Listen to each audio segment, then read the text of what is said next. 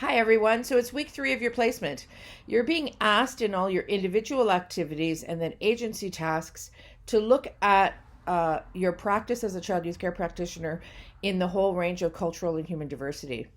So there's specific documents, including the Truth and Reconciliation report, which I'm in class today going to focus just on the mental wellness ones. I'm going to ask you to read the One Voice report that was put up by the Ontario Association of Children's Aid Societies, as well as take a critical look at the Circle of Courage model, resiliency model. And in your agency discussions, you're going to start to begin to think about, in this milieu, in this agency, how would these apply? Would we have policies? Would we have documents?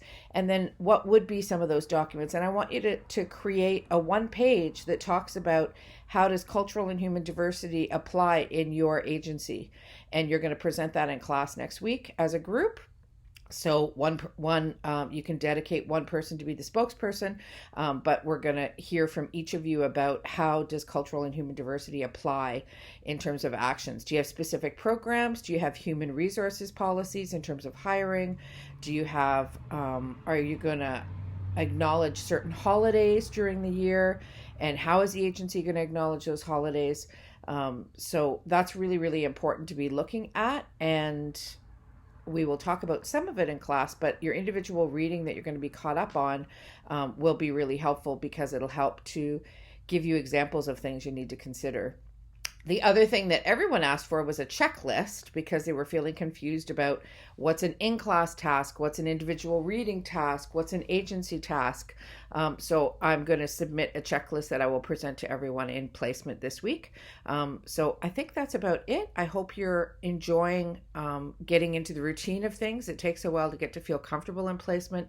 It's not uncommon that new students and new employees will say, I feel really overwhelmed. I'm not sure what's expected of me. I'm still trying to get a hang of the schedule. And I just want you to notice that you're feeling that way because it's not uncommon that you would be feeling that way in placement. And it isn't up to your placement supervisor to make you feel better.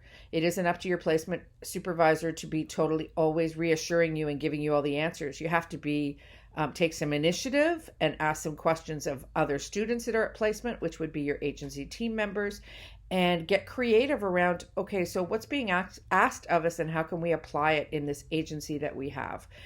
Some groups indicated that last week they had a really hard time finishing all of the tasks in their 3-hour meeting. I totally understand that because if we think about the stage of group development that you're in, you're just in the forming stage. So it's really hard to get lots of work done.